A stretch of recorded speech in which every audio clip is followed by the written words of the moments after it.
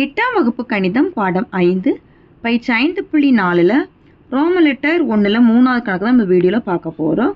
உதவிப்படம் உண்மைப்படம் அதோட வரைமுறை நான் உங்களுக்கு சேர்த்து சொல்கிறேன். உங்களுக்கு யூஸ்ஃபுல்லாக இருக்கும்னு நினைக்கிறேன். ஓகே, உங்களுக்கு இந்த சம்மில் ஏதாவது டவுட் இருந்துச்சுன்னா மறக்காமல் கமெண்ட் பாக்ஸில் கமெண்ட் பண்ணுங்கள். உங்களுக்கு ஏதாவது நான் சேஞ்ச் பண்ண அப்படின்னு நீங்கள் நினச்சா கூட அதை கமெண்ட் பாக்ஸில் கமெண்ட் பண்ணுங்கள். ஓகேவா? இப்போ நம்ம எப்படி வரையலான்னு பார்க்கலாம். தரவில் என்னென்ன அளவுகள் தந்திருக்கிறாங்களோ அந்த அளவுகளை நம்ம எழுதிக்கிறோம். PQ is equal to QR is equal to 3.5 centimetre. அடுத்தது R is equal to 5.2 centimetre. SP is equal to 5.3 centimetre. கோணம் Q is equal to 120 degree. இப்போ இந்த அளவுகளை பயன்படுத்தி நம்ம முதல்ல உதவிப்படம் வரையணும்.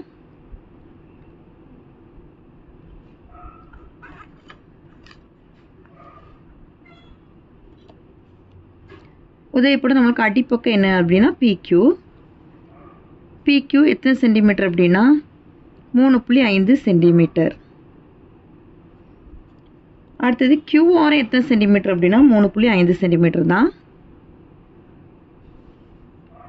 QRம் 3.5 சென்டிமீட்டர். அடுத்தது RS வந்து எத்தனை சென்டிமீட்டர்னா 5.2 சென்டிமீட்டர்.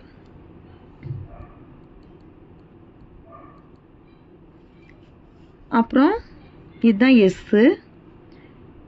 PS கொடுத்துருக்காங்களா, அதாவது எஸ்பின்னு கொடுத்துருக்காங்களா, அது எத்தனை சென்டிமீட்டர் 5.3 சென்டிமீட்டர்.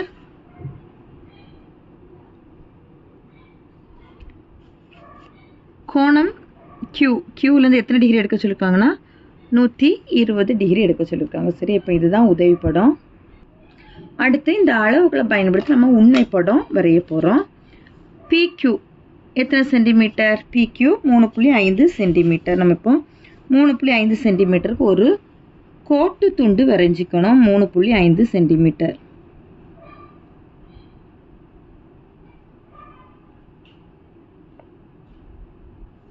வரைஞ்சாச்சு. PQ 3.5 centimetre. அடுத்து நம்ம ஒரு முக்கோணம் வரையணும். முக்கோணத்துக்கு எத்தனை அளவுகள் தேவை? 3 அளவுகள் தேவை, அப்படி தானே?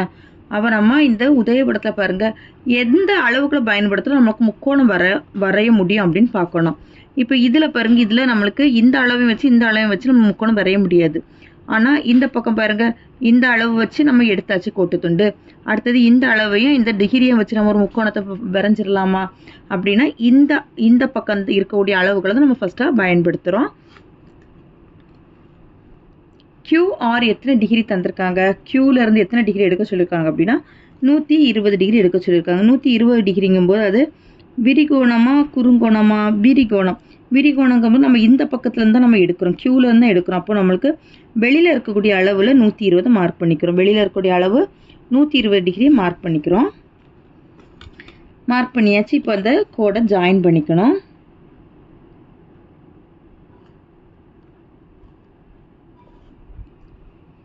கோடை ஜாயின் பண்ணியாச்சு. இனி அடுத்து அதுலேயே என்னது QR வந்து எத்தனை சென்டிமீட்டர் எடுக்க சொல்லியிருக்காங்க அப்படின்னா 3.5 சென்டிமீட்டர் எடுக்க சொல்லியிருக்காங்க. அப்போ அதை காம்பஸை பயன்படுத்தி 3.5 சென்டிமீட்டர் எடுத்து வில் வெட்டிக்கணும். 3.5 சென்டிமீட்டர் எடுத்தாச்சு. இப்போ வந்து காம்பஸோட ஆணிமுனையை Qவில் வச்சுட்டு பென்சில் முனையால் நம்ம வில் வெட்டிக்கிறோம். இதை இப்போ நம்ம ஜாயின் பண்ணிக்கிறோம். இந்த பில்லில் வந்து ஜாயின் பண்ணிக்கிறோம். இதுக்கு என்ன நேமு? R. இதுக்கு என்ன நேம்? R. இதுக்கு வந்து நம்ம X நேம் கொடுத்துக்கணும். சரியா? இப்போ நம்ம முக்கோணம் வரைஞ்சிருக்கோம். ஆனால் நம்மளுக்கு என்ன வரையணும்? நாற்கரம் வரையணும். அப்போ மீதி இருக்கக்கூடிய அளவுகளை பயன்படுத்தி நம்ம நாற்கரம் வரைய போகிறோம். RS எத்தனை சென்டிமீட்டர் தந்திருக்காங்கன்னா 5.2 சென்டிமீட்டர் தந்திருக்காங்க. காம்பஸை பயன்படுத்தி 5.2 எடுத்துக்கிறோம். Rல காம்பஸோட ஆணிமுனை வச்சுட்டு பென்சில் முனையால் நம்ம இங்கே வில் வெட்டிக்கிறோம். அடுத்து Pலேருந்து Sக்கு எத்தனை சென்டிமீட்டர் அப்படின்னா 5.3 சென்டிமீட்டர். அது Pல வச்சு நம்ம வில் வெட்டுறோம். இப்போ 2 வில்லை இணைதா ஒரு இடம் இதோ இருக்கா, அந்த இடத்துல நம்ம அடுத்த கோடுகளை ஜாயின் பண்ணும்போது நமக்கு தேவையான நாற்கரம் கிடச்சிரும். இங்கே அடுத்தது இங்கே நாற்கரம் கிடச்சிடுச்சா? இனி அளவுகளெல்லாம் மார்க் பண்ணிக்கணும். இது எஸ், இது 5.2 சென்டிமீட்டர், இது 120 டிகிரி, இது வந்து 5.3 சென்டிமீட்டர். இப்போ நம்ம நாற்கரம் வரைஞ்சிட்டோம் சரியா? இது நாற்கரம் நம்ம வரைஞ்சாச்சு. இனி நாற்கரத்தோட பரப்பளவு நம்மளுக்கு கண்டுபிடிக்க சொல்லியிருக்காங்க. அப்போ நாற்கரத்துக்கான பரப்பளவு கண்டுபிடிக்கணும். நாற்கரத்தின் பரப்பளவுக்கான ஃபார்முலா என்ன? ஃபார்முலா நாற்கரத்தின் பரப்புக்கு ½ × d × h1 + h2 சதுர அலகுகள். நாற்கரத்தின் பரப்பளவு நாற்கரம் PQRS, PQRSின் பரப்பளவு.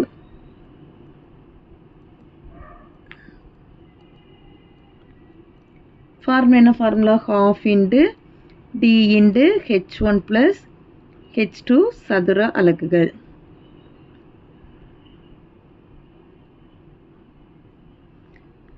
½ இப்போ நம்மளுக்கு இந்த 3 அளவுகளும் நமக்கு தெரியணும்.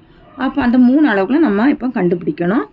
நம்ம டியோட மதிப்புங்கும்போது இந்த மூலை விட்டத்தோட மதிப்பு தான் டியோட மதிப்பு சரியா? மூலை விட்டத்தோட மதிப்பு தான் எதுக்கு மதிப்பு? நம்மளுக்கு டியோட மதிப்பு. அதை நம்ம கரெக்டாக அளந்துக்கணும்.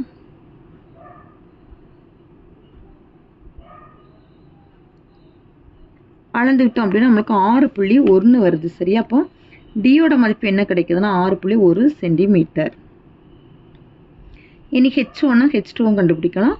அதுக்கு நம்ம மூலை மட்டத்தை பயன்படுத்தி H1 H2 கண்டுபிடிக்கிறோம். நம்ம H1 கண்டுபிடிக்கிறதுக்கு ஸ்கேலை எப்படி வச்சுக்கோங்க, அந்த மூலை விட்டத்தில் ஜாயின் பண்ணுற மாதிரி வச்சுட்டு மூலை மட்டத்தை இந்த மாதிரி வச்சுக்கணும் சரியா? அந்த ஸ்கேலும் இந்த பகுதி அந்த நீளமாக இருக்கல மூலை மட்டத்தில் அதுவும் ஜாயின் பண்ணுற மாதிரி இப்படி வச்சுக்கோங்க. வச்சுட்டு ஸ்கேலை அசைக்காதுங்க. மூலை மட்டத்தை மட்டும் இப்படி நகர்த்திட்டே வரும்போது இந்த க்யூவில் வரும்போது ஸ்டாப் பண்ணிடணும் சரியா? அப்போ இந்த க்யூவிலேருந்து இப்படி நம்ம அளவை மார்க் பண்ணிக்கணும். இதுதான் என்னென்னா H1, இதுதான் H1. இப்போ அந்த H1க்கு அளவு என்னன்னு பார்த்துடலாம். 1.8 சென்டிமீட்டர். 1.8 சென்டிமீட்டர். H1க்கு 1.8 சென்டிமீட்டர். அடுத்து H2 கண்டுபிடிக்கணும். அது என்ன எப்படி கண்டுபிடிக்கணும் பாருங்கள்.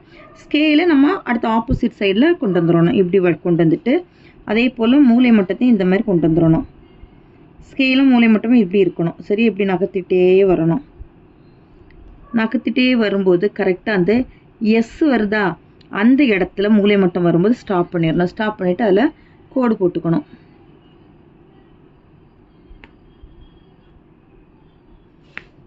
இது H2. அதனுடைய அளவு நம்ம அளந்துக்கலாம்.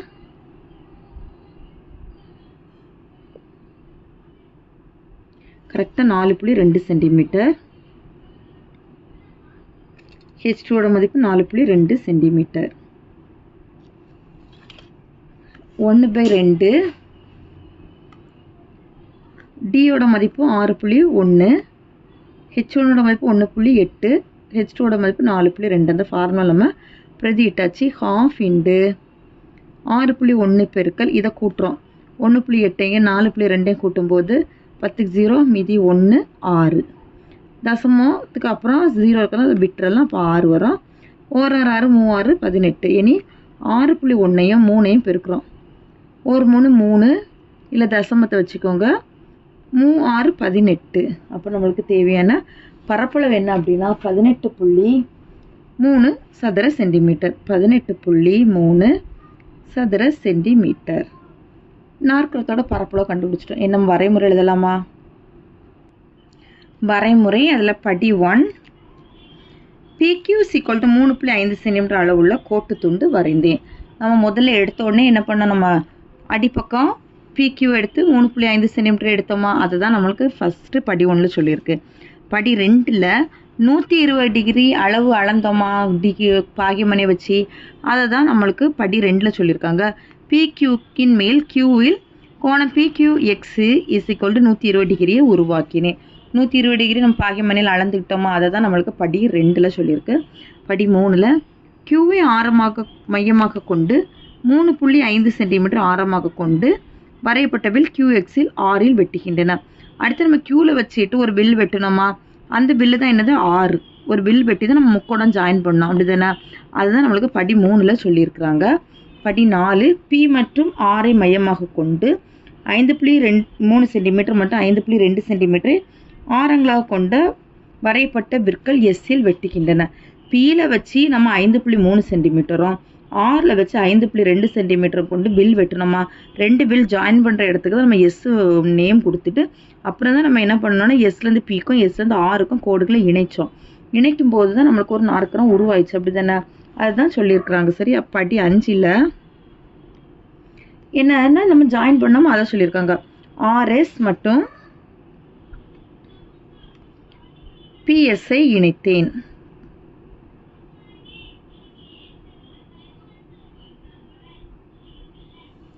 அடுத்தது படி 6ல் நம்மளுக்கு தேவையான நாற்கரம் கிடைச்சிடுச்சு. PQRS தேவையான நாற்கரம் ஆகும்.